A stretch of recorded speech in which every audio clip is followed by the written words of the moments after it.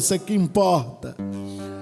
Marcos, capítulo 5, a partir do verso 1, diz o seguinte: E chegaram ao outro lado do mar, a província dos Gadarenos. Em outra tradução, está aí, Gesareno.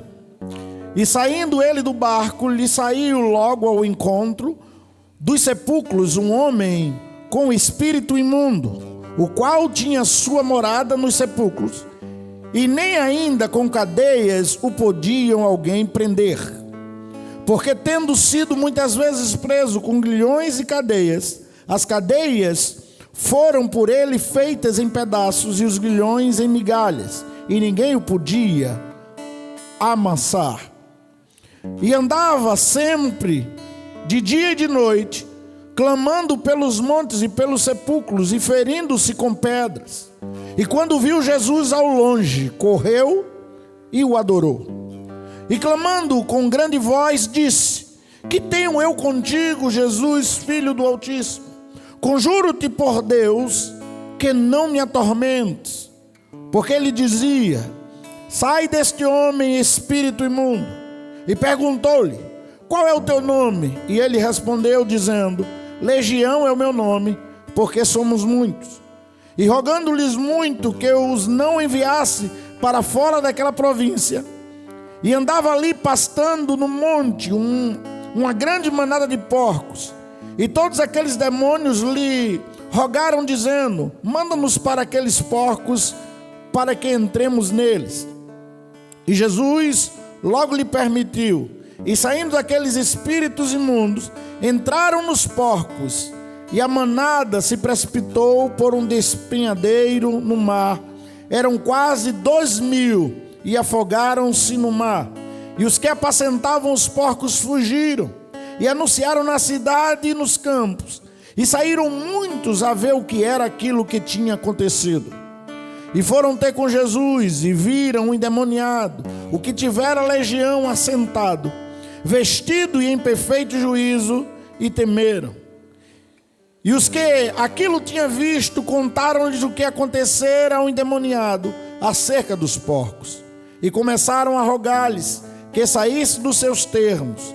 E entrando ele no barco, rogou-lhe o que fora endemoniado, que o deixasse estar com ele. Jesus, porém, não lhe permitiu, mas disse-lhes: Vai para a tua casa, para os teus, e anuncia-lhes quão grandes coisas o Senhor te fez, e como teve misericórdia de ti. E ele foi, e começou a anunciar em Decápolis quão grandes coisas Jesus lhe dissera, e todos se maravilharam. Aleluia. Senta aí um pouquinho, queridos. Eu imagino que você já deve ter visto muitas ministrações dentro desse texto. Mas como a palavra de Deus ela se renova a cada manhã, não é? Então eu espero que ela se renove mais uma vez em você. Porque esse texto mostra algo que Jesus é. Jesus é especialista, irmãos. Detalhista. Ele tem a especialidade de transformar a história. Quando a gente olha a palavra de Deus, a gente vê muita gente que teve a vida transformada. Mas não só na palavra, basta olhar nesse auditório. Se você olhar do lado, você vai encontrar alguém que Jesus transformou a história. E se você estiver perto de alguém que Jesus não transformou, ainda vai ser transformado. Porque Deus é o Deus que transforma. Ele pega pessoas quebradas, desqualificadas, com vida destruída, e ele começa a criar uma situação e uma transformação. Pessoas que perderam a esperança começam agora a ter a esperança restaurada. Começa agora a ser manifesto a glória de Deus na vida delas. A Bíblia está cheia de exemplos disso. De homens que perdeu a esperança, como Abraão, por exemplo, né? Camarada com 100 anos tem mais esperança de quê? Né? Mas Deus deu a ele um filho, teve uma história transformada, completamente mudada pelo poder de Deus. Agora nós estamos diante de um texto que fala de transformação. Uma transformação profunda, permanente, feita na vida desse homem. Não mudou só as circunstâncias, não simplesmente só tirou ele do sepulcro, não simplesmente só fez as unhas dele, porque eu imagino que depois ele teve que ir numa line da vida para restaurar a mão, né? Ele teve que ir lá numa Mônica e fazer o cabelo, cortar, né? Porque ele estava numa situação que ele vivia como um bicho, praticamente. A Jesus não transforma só o estético, mas transforma o coração dele e transforma o destino. Jesus continua transformando o destino das pessoas. Ele transforma o meu, Ele transforma o teu, Ele transforma de cada pessoa que chega diante dele. Não é só as circunstâncias que mudam, mas Jesus transforma pessoas que estão no fundo do poço, como Ele transformou a vida deste homem. Isso é lindo, irmãos, porque a gente vê o poder de Deus, o poder transformador de Deus, nos pegar, que não era nada, e fazer para Ele uma plataforma, um trampolim para os seus propósitos. Você é o trampolim de Deus para o propósito dele, sabia disso? Deus quer lançar você mais além. Deus quer levantar você e jogar você em lugares que você nem imagina, e a glória de Deus se manifesta. Esse homem foi lançado em Decápolis, 10 cidades, que a gente conhece hoje. Você olha na televisão e quando você vê falar Cisjordânia, Jordânia, pronto, o primeiro missionário que chegou lá foi esse camarada. Antes de Jesus ele chegou lá, e ele pregou o evangelho para aquele povo, para aqueles lugares. O que eu quero mostrar aqui é que a história desse homem, que não parece um homem, mas aparece a região de onde ele era, e aparece uma característica do que ele vivia de errado. Então ele é chamado do endemoniado de Gadara. Esse homem, ele não era conhecido por coisa boa, e ele não tinha dentro de si a sua linhagem. Perceba que quando a gente nasce, a gente herda, né, o nome do pai e da mãe. Porque no casamento a pessoa adquire, a mulher adquire às vezes o nome do marido, não é? E aí cresce o nome, ele não aparece nem sobrenome, não é? Tem gente que quando vai colocar o nome, esses dias eu estava sorrindo, porque eu fui levar o neto no médico e apareceu o nome na tela. Quando apareceu, eu não percebi que era o nome dele não. Aí eu olhei e eu disse: Nora, o nome dele está uma sopinha de letrinha. Porque apareceu R, G, C, sabe? Os sobrenomes tudinho. Aí eu ri com isso, né? Esse homem não tinha isso, mas ele teve algo na vida dele. Ele teve alguém que chegou para transformar a história dele. Era um homem que vivia com a vida, e diz o texto, completamente na miséria. Porque alguém que vive num túmulo, comendo víscera de cadáver, aprisionado por correntes, e quebrava as correntes, aprisionado por grilhões, isolado da sociedade, porque quem é que não tinha medo? Quantas pessoas não têm medo? E olha que é bonito, viu? Passar na frente do Parque das Flores. Quantas pessoas não têm medo? Às vezes, eu já disse isso aqui, eu acho que foi domingo, tem gente que não lê nem o livro de Apocalipse, com medo. Imagina uma pessoa dessa isolada. Eu lembro de um episódio em Camaragibe, em que começou algumas pessoas a se endemoniar, e os irmãos derrubaram o muro da igreja, com medo. Queriam correr, olhar e disseram: só tem um muro, é aqui, leva o muro, não é? Então, quantas pessoas não têm medo? Esse homem vivia isolado, vivia em prisões, em lugares escuros, terríveis, sem um destino, sem uma direção, sem saber o que vai ser da vida. Mas Jesus foi lá, irmãos. E quando Jesus foi, ele foi para trazer uma nova direção, uma nova esperança, uma transformação para a vida daquele homem. Um homem que vivia uma situação desesperadora. Algo terrível, interno e externamente. Porque ele externamente era essa aparência. Internamente a Bíblia diz que ele estava possuído de demônios. E não eram poucos. 6.000 demônios aproximadamente. Porque era uma legião. Imagine. Quando a gente olha para o Império Romano, a gente vê os exércitos romanos, a gente entende que uma legião tem 6.000, porque um exército, uma legião tem 6.000 soldados. Então eram 6.000 demônios.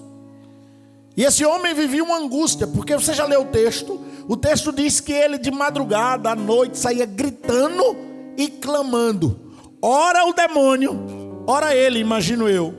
Ficava nesta guerra, ele querendo. Você já viu alguém que está possuído, ou alguém que está embriagado, que de vez em quando começa a falar de Deus?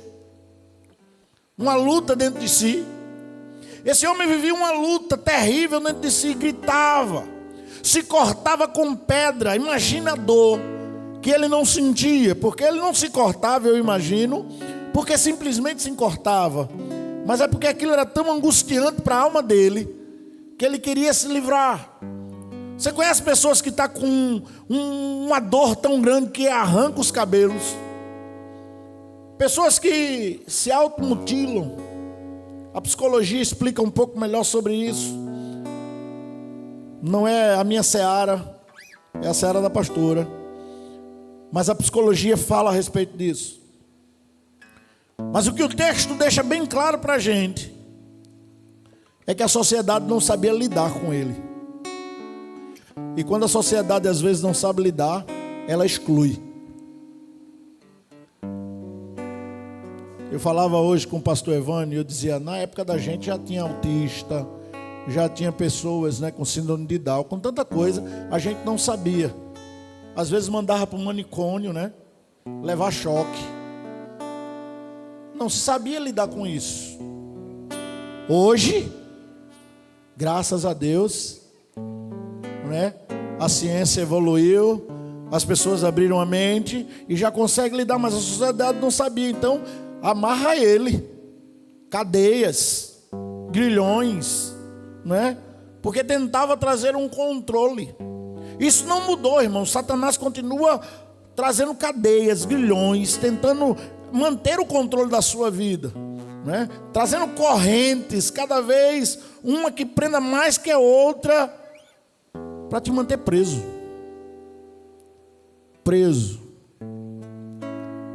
sem direção, sem saber o que viver.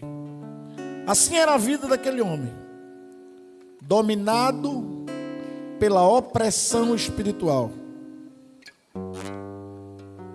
Era um homem que não tinha controle mais da sua história.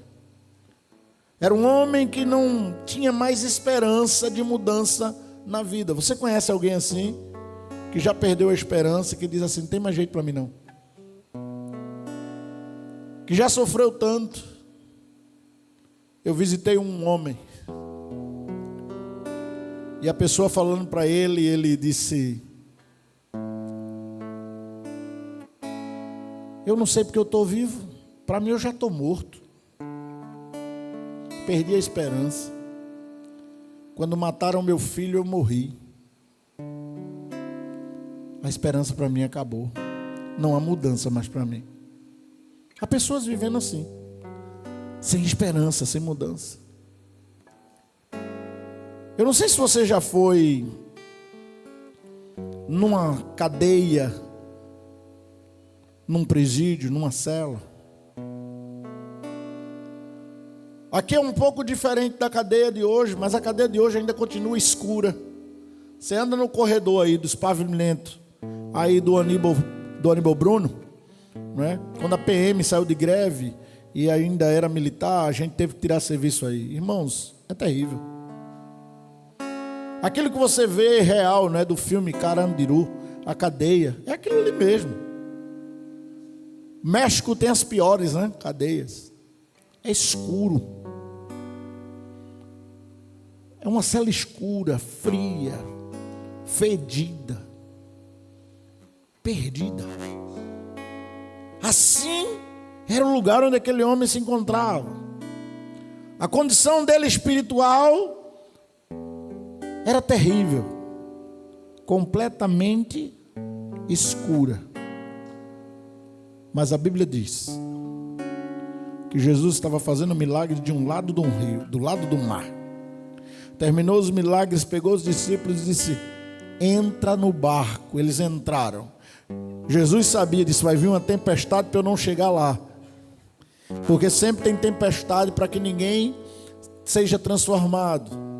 Os empecilhos que vai acontecendo para que você não pregue para ninguém. Você lembra os empecilhos que aconteceu para você não entregar a vida a Jesus? Eu lembro dos meus. Então vai acontecendo muita coisa para que Jesus não chegue na sua vida, porque quando ele chegar, essa escuridão vai acabar. Quando Jesus entrar, vai vir o brilho, vai vir a luz, porque ele é a estrela da manhã. Ele é o sol que brilha, né? Onde ele chega, a luz, a esperança, a bênção, a salvação. Então, aquele homem estava lá, mas Jesus disse: eu vou lá, eu vou chegar lá com luz, e quando eu chegar, tudo vai mudar. Então diz aí para alguém: quando Jesus chega na sua vida, tudo muda. Amém?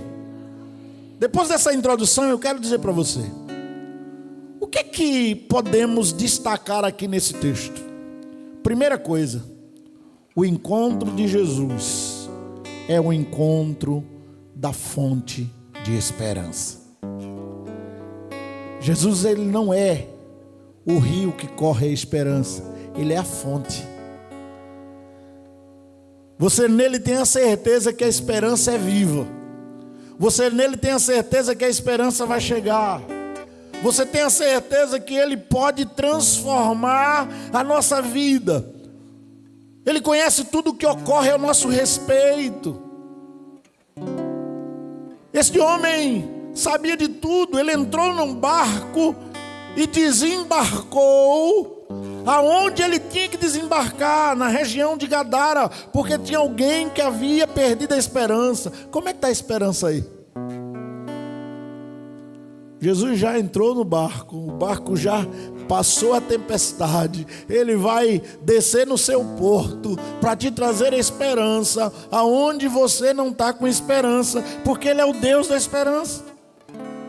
Agora, o que é lindo aqui no texto é que esse homem era endemoniado, que esse homem vivia acorrentado, que esse homem vivia preso. Todas essas coisas são terríveis, mas o lindo é que a Bíblia diz que ele correu ao encontro de Jesus. Ele correu ao encontro de Jesus. Deixa eu fazer uma coisa com você. Se uma pessoa dessa corresse na sua direção, o que você fazia? Hã? Se desviava, outro corria também. Era ele correndo e eu correndo. Era ou não era verdade? Se você visse uma pessoa dessa, o que você fazia? Do outro lado da rua.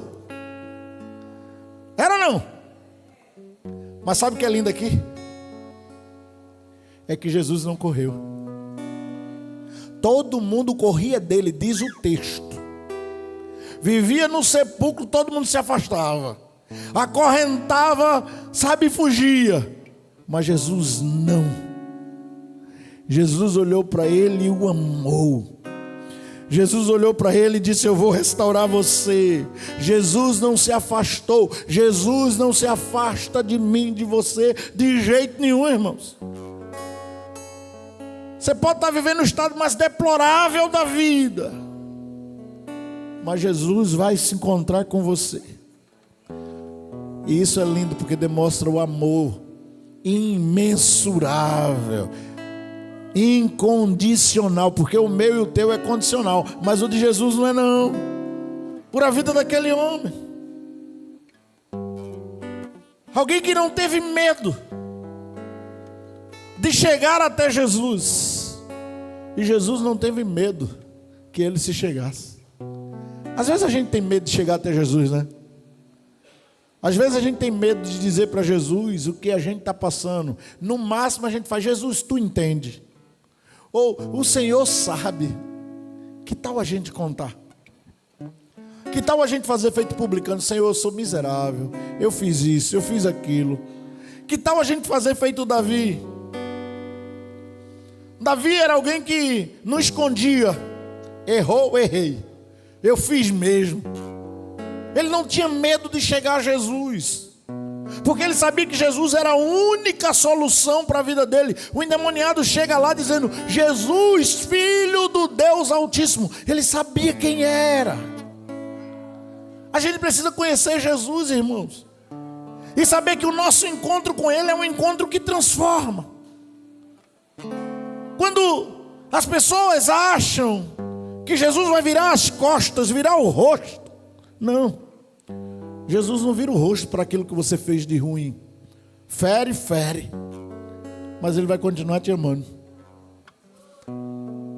até o ponto que você corra até Ele e Ele possa transformar a sua vida. É tremendo isso. Jesus está sempre disponível a ter um encontro transformador. Nada para. Ele vem e Ele se encontra. Ah, pastor, eu já entreguei a vida a Jesus. Eu não estou falando sobre isso. Eu estou falando que dia a dia Jesus quer transformar áreas da minha e da tua vida. Dia a dia Ele quer trabalhar na nossa história. Dia a dia Ele quer dar uma nova direção, porque a gente às vezes não entende isso. Você lembra da conversa de Jesus com os discípulos? João 14. De Jesus começa a conversar com os discípulos, e os discípulos não estão entendendo bem. Aí Jesus diz assim: olha, eu estou voltando para o Pai, vocês já sabem o caminho, vocês sabem quem é o Pai. Tomé diz: não, eu não sei não, eu não conheço não. Aí ele vai no versículo 6 e diz: eu sou o caminho, a verdade e a vida. Ninguém vai ao Pai a não ser por mim. Tomé insiste: mostra-me o Pai. Ele diz: ô Tomé, tu está o tempo todo comigo, rapaz, e ainda não sabe? Quem vê a mim vê o Pai, a gente é um só, né? Eu e o Pai somos um, né? Então que coisa linda. Jesus é o caminho, Ele é a verdade, Ele é a vida, e ninguém vai ao Pai a não ser por Ele. O que isso quer nos dizer? É que Jesus confrontou aqueles demônios que habitavam naquele homem com uma palavra de autoridade. Ele os expulsou. Essa autoridade Deus já derramou na minha vida e na tua vida, amém? E quando expulsou o gadareno, que antes estava completamente perdido, agora se vê liberto. Quantos libertos tem aqui? Levanta a mão aí os libertos. Aleluia. Daqui a pouco tem uma coisa aí pra gente. Aleluia. Jesus foi lá e os libertou. Ele pegou aquele homem que vivia no meio de mortos e agora ele era vivo. Há muita gente aí achando que está vivo, mas é a igreja de Sardes, está morta. Sabe? É vivo aparente, mas está morto. Este homem estava morto, mas agora está vivo. É igual ao filho pródigo. Esse filho estava morto, mas agora reviveu. O que é interessante aqui é que assim como o gadareno, eu e você estávamos mortos, e o Senhor nos traz agora a vida. O Senhor nos restaura, o Senhor nos transforma espiritualmente, fisicamente, emocionalmente espiritualmente. Há muita gente que estavam feito este homem, há muitos amigos, muitos parentes nossos, ou nós estávamos assim, aprisionados espiritualmente. Esse homem estava aprisionado espiritualmente, mas quantos estão aprisionados nos vícios? Quantas pessoas a gente conhece que está aprisionado em traumas, presas? Quando escutam uma palavra ou alguma situação que é o gatilho, o trauma mostra. Quantos mesmos vivendo dentro da igreja, vivem com sentimento de culpa, carregando um peso nas costas, sabe que nunca é aliviado porque está sempre culpado por alguma coisa. Esse homem teve um encontro com Jesus, irmãos, e quando Jesus vem, ele nos liberta. Ele libertou esse homem, ele trouxe cura, ele trouxe uma nova direção. Este homem passou agora a ter uma vida transformada. Ele teve um encontro com a fonte de esperança. E ainda que a esperança esteja morta, Jó diz assim, que a árvore esteja morta, jogada ao relento, com a raiz já podre, ao cheiro das águas, brotará como planta nova, renovará. Seus ramos florescerão, porque teve um encontro com a esperança, e isto é tremendo. Jesus não desiste de mim e de você. E cada dia eu tenho visto, e cada dia eu tenho percebido como é tremendo, irmãos, esse Jesus. E você que já teve um encontro com a esperança, a gente tem que levar, a gente tem que entender, a gente tem que viver essa esperança a cada dia. A segunda coisa nítida nesse texto é que Jesus transforma a história. Jesus transforma, irmãos. Jesus transformou, eu vou falar outro dia sobre a história de Raabe.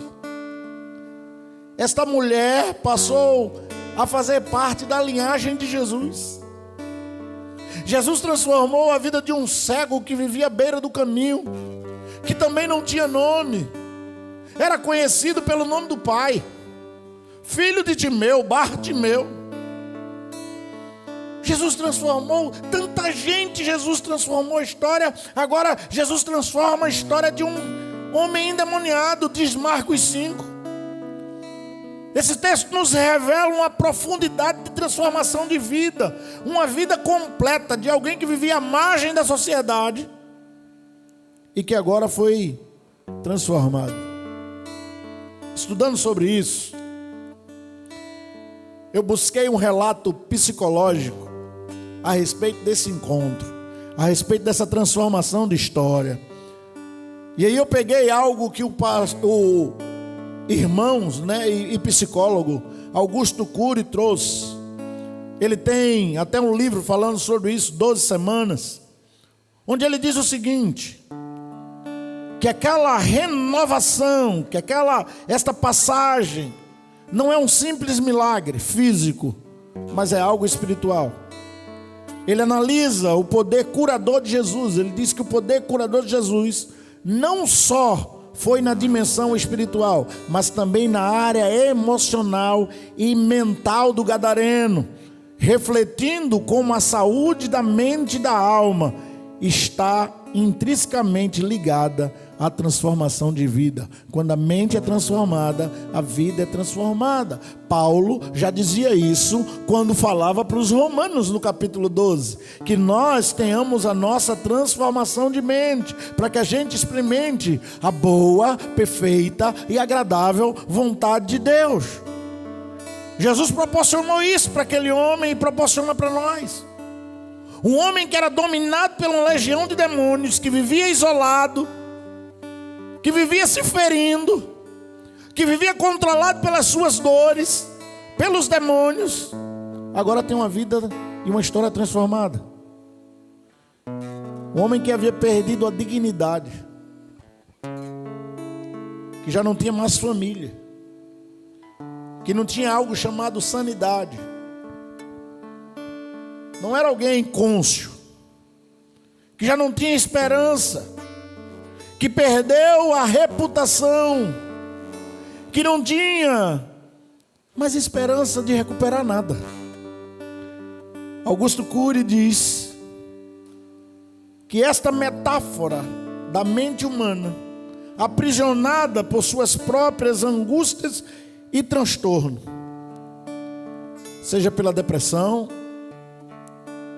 seja pela ansiedade, por traumas ou pelas vozes interiores que nos sufocam, era o que acontecia com aquele homem. Esse homem estava no estado psicológico devastador, sem perspectiva e sem controle. Mas o que aconteceu? Ele teve um encontro com Jesus e a história foi mudada completamente. Você pode repetir comigo? Completamente. Então Jesus não quer só salvar você no aspecto de que você um dia levantou a mão e entregou a vida a Jesus. Não, Jesus quer transformar a sua história completamente. Ele quer trabalhar em todas as áreas da sua vida, no seu emocional, na sua vida física, conjugal, familiar, nos ciclos que você faz. Ele quer transformar você por completo. Ele quer restaurar a sua identidade que foi perdida pelo pecado. Ele restaurou a identidade perdida daquele homem. Ele foi lá, mudou a história dele, devolveu a ele dignidade, capacidade de viver novamente. Ele deu para ele uma nova direção. Ele deu para ele também uma nova missão. Quando a gente recebe Jesus, quando ele entra na nossa vida, a gente recebe uma nova missão. Qual é a missão? A missão agora é de anunciar. Esse homem antes era temido pelas pessoas. Era ou não era? As pessoas tinham medo dele. A sociedade evitava eles. Não é? Quando a gente está embriagado, a sociedade quer estar junto ou quer estar longe? Longe. Quando você é uma pessoa, sabe, como é que eu posso dizer? Ignorante. A sociedade quer estar perto ou está longe? De uma pessoa violenta, quer estar perto ou está longe? Longe. Agora uma pessoa violenta, iracunda, uma pessoa que só tinha palavra depressiva, uma pessoa que só olha para aquilo que é negativo, uma pessoa que vivia, sabe, com violência, quando ela se converte e vira um cordeirinho, como é que acontece? Todo mundo quer estar perto, todo mundo olha, porque o perfume não é da Boticário, não é da Natura, né? E eu vou querer comissão, royalties, né? Está fazendo comercial. Não é por isso. É pelo cheiro de Jesus. Pela transformação que Ele faz. Porque Ele é perfeito. Esse homem chega lá. E Jesus transforma a história dele. Os homens viram os demônios entrando nos porcos e os porcos descendo a ribanceira e foram para o mar. Imaginou a cena? 2.000 porcos de mar dentro. E eles olhando aquilo, saíram gritando pela cidade. O que aconteceu? O que aconteceu? E eles já estavam abismados. Eles já estavam, sabe, transtornados, aperreados com aquilo. E voltaram para ver quem é que tinha feito. E o que é que eles encontram? O camarada que era endemoniado, mas agora ele já havia passado no salão de Mônica, já cortou o cabelo, já fez as unhas, né, o spa dos pés, está lá, vestido, sentadinho. As pessoas olharam, é o texto que diz isso, viu? Eu só estou dando luz ao texto. Aí o texto diz que ele estava lá, em perfeito juízo, vestido ao lado dos pés de Jesus. Um homem que não tinha futuro, irmãos, mas agora tem. Um homem que vivia entre os mortos, mas agora tinha uma nova direção. de restaurar os mortos vivos, como ele foi restaurado. O propósito de Deus para a minha vida, para a sua vida, é restaurar os que estão mortos através da pregação da palavra.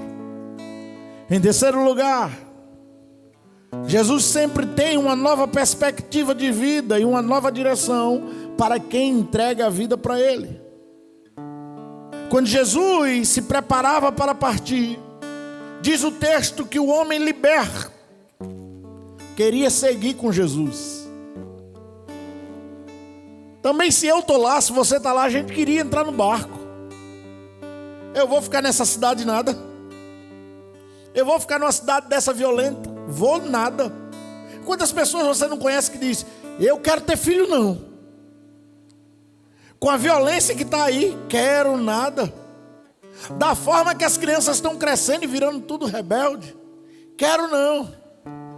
Às vezes eu digo assim: mas meu amor, quem vai educar seu filho é você. Quem vai cuidar dele é você, pelos princípios bíblicos.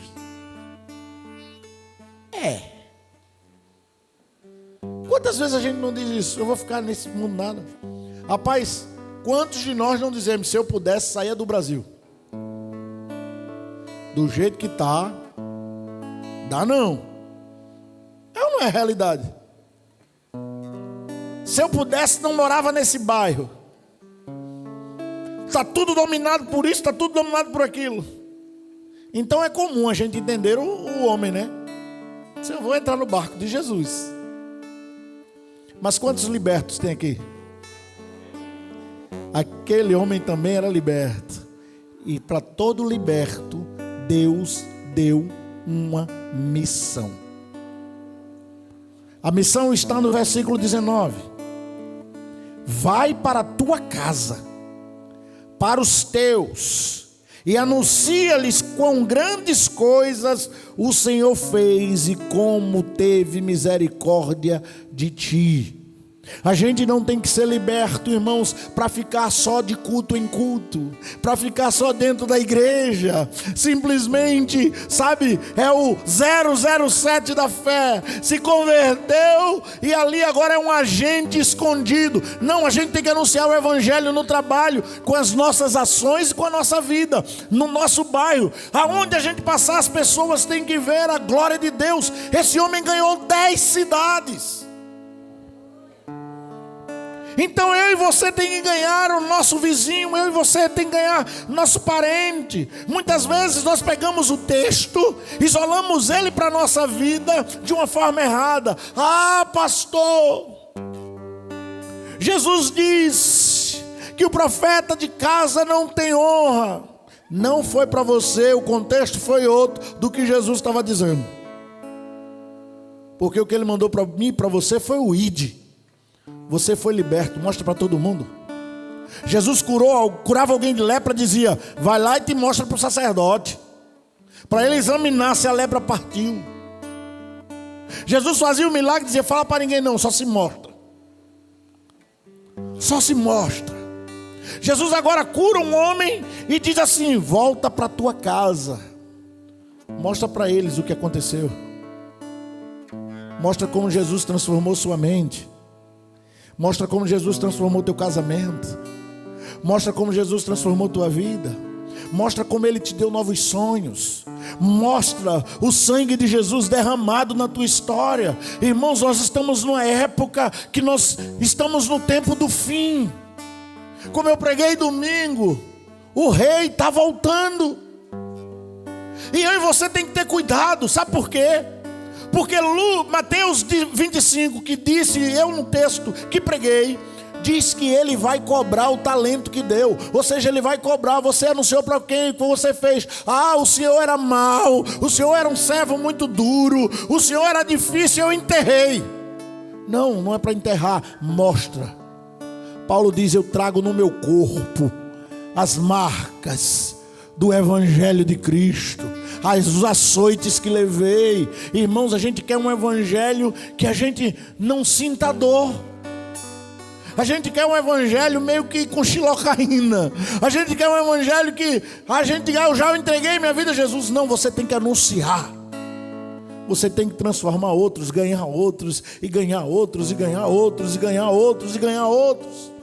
Eu lembro do pastor Pedro, lá da IABV, que eu não sei se ele está na IABV ainda, mas eu lembro que eu ia para lá na época, e eu ia cultuar lá, e Pedro era um cara doidão da aeronáutica, que cuidava do som da igreja, mas que fumava muito, que bebia muito, e que cheirava e que fazia tudo.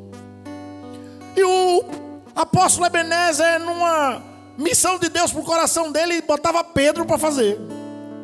E as pessoas da igreja dizem: apóstolo, poxa, eu não vou fazer isso, não vou falar não, mas o senhor sabe que é ele? O apóstolo dizia: sei. A irmã do apóstolo às vezes pegava Pedro dormindo na rua, botava dentro de casa com a moto virada. Pedro se converteu.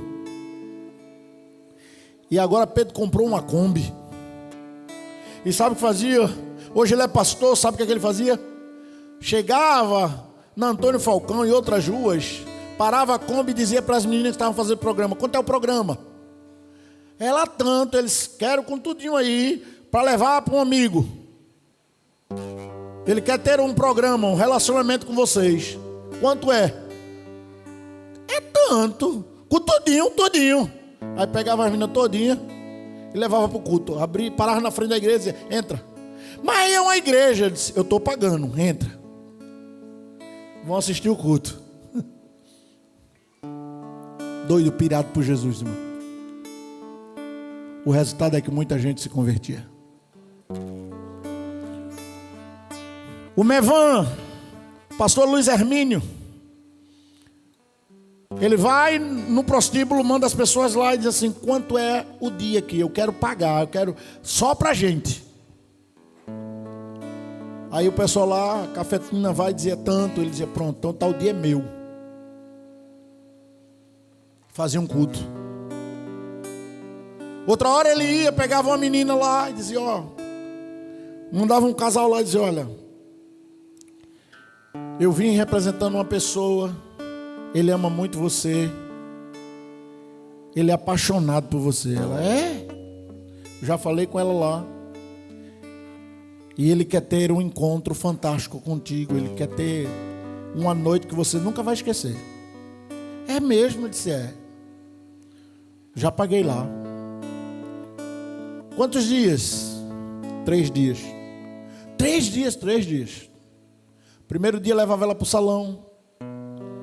Ela tinha um dia de salão, de beleza, tudo, spa, tudo. Ela já ficava na expectativa. Algumas meninas contas que ficavam, diziam: rapaz, esse cara é apaixonado por mim, já me deu um dia desse. Quem sabe ele não é o cara que vai me tirar dessa vida, eu vou ver com ele. Segundo dia, levava para comprar roupa. Ele diz isso nos sermões: entra no Mevan que você vê lá. Aí dava um banho de loja nela. E o terceiro dia marcava um restaurante chique. Eles alugavam o restaurante. Ela ia com a roupa linda de princesa. E um vinha, recebia ela como princesa. Outro cantando, um pessoal cantando, ela encantada. E sentava na mesa e ela: cadê ele? Ele vai chegar. E as pessoas estavam lá e pregavam para ela que ela era uma princesa. E dizia: quem quer ter um encontro com você e te ama é Jesus. Ele é a pessoa que quer encontrar você. E todos que estavam ali eram figurantes, pagavam para estar naquele lugar e levavam um presente para aquela moça. E muitas delas entregavam a vida para Jesus. É isso que o Senhor espera de mim e de você, irmãos. Os libertos libertem. Que eu e você não ache que a poltrona é o melhor lugar para estar. Que eu e você não arranje outro compromisso. Que o compromisso maior seja pregar o Evangelho. No trabalho, está trabalhando, mas a vida, mesmo sem palavras, pregando o Evangelho, pelo teu comportamento, pela tua mudança, pelo que Deus fez. No relacionamento familiar, sabe, aonde você estiver, fala do amor que te transformou. Jesus disse para ele: olha, você tem uma nova missão. Vai anunciar para os teus o que eu fiz. E assim aquele homem foi. O que é que ele foi fazer? Dar testemunho. O que Deus espera? Que você testemunhe o Evangelho. Coisa terrível é quando alguém olha para mim ou para você e diz assim: eu ser crente igual a fulano. Coisa terrível é quando alguém olha e diz: não, ser crente daquela igreja eu que não quero. Povo fofoqueiro, com raiva, que só falar mal do outro. Irmão, você já percebeu que infelizmente Tiago já falava da língua, né? Quantos irmãos se convertem, mas fala do próprio irmão dentro da igreja, imagina lá fora. A gente tem que dar testemunho do que Jesus fez na nossa vida. Fica de pé nesse instante.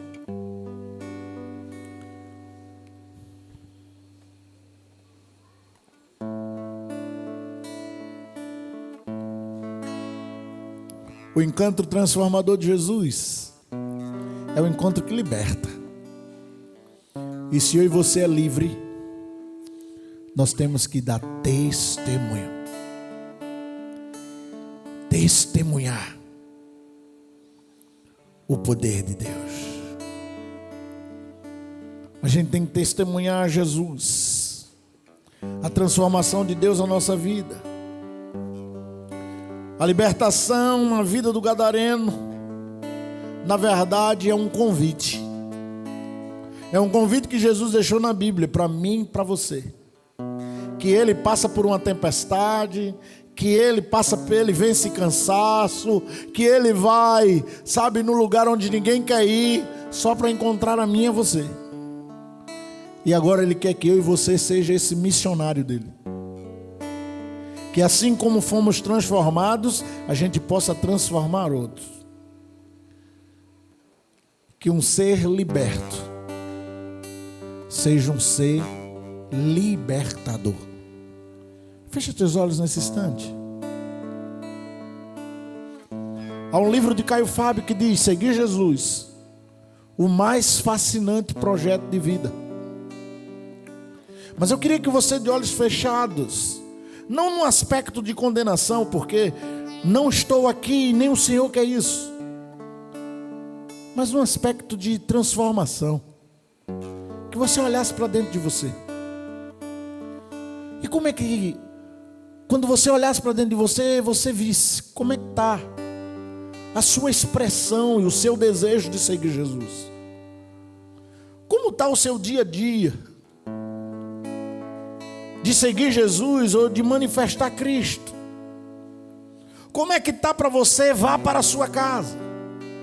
Como é que está para mim e para você? Vá para os seus. Anuncia quão grande coisa que o Senhor fez na tua vida, quão grande misericórdia Ele teve. Como é que está isso para mim e para você?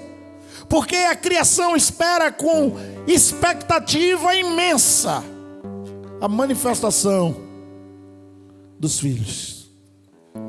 Deus quer que você leve para outras pessoas o propósito de vida, que você se alegre, que você esteja feliz, que pulse dentro de você o desejo de pregar o Evangelho a toda criatura, de falar do amor de Deus para todo mundo, de anunciar para os quatro cantos da terra o que Deus fez, como Ele trouxe uma nova direção para você, como Ele fez você mudar, como Ele te amou primeiro, como Ele deu propósito, como Ele restaurou a sua casa, como Ele restaurou o seu coração, como Ele te fez uma pessoa mais perdoador, como Ele te fez uma pessoa mais amorosa, como Ele entrou na tua história. Você lembra? Ele quer que você seja o libertador dele, aquele que vai anunciar para a comunidade dos mortos a vida. Você é um agente transmissor de vida. Aonde você chega, chega a vida. Aonde você chega, chega o milagre de Deus. As pessoas vão correr ao seu encontro, dizendo: eu quero Jesus. As pessoas vão olhar para você e vão dizer: olha, tem alguma coisa diferente em você. Eu percebo algo diferente em você, algo bom, mas eu não sei o que é. E você vai dizer: é Jesus. Deixa eu te contar o que Ele fez na minha vida. Deixa eu abrir o livro da minha história. Deixa eu te contar, eu não tenho prazer no que eu cometi de errado não, mas eu quero te dizer como eu era. Eu era uma pessoa assim, vivia preso no vício, preso nas drogas. Eu era uma pessoa prostituta, eu era uma pessoa mentirosa. Eu era uma pessoa arrogante, eu era uma pessoa religiosa. Eu era uma pessoa difícil, vai começar a falar. Mas hoje, Jesus entrou na minha vida e me tornou uma pessoa fácil. Eu me relaciono fácil. Eu me sinto útil.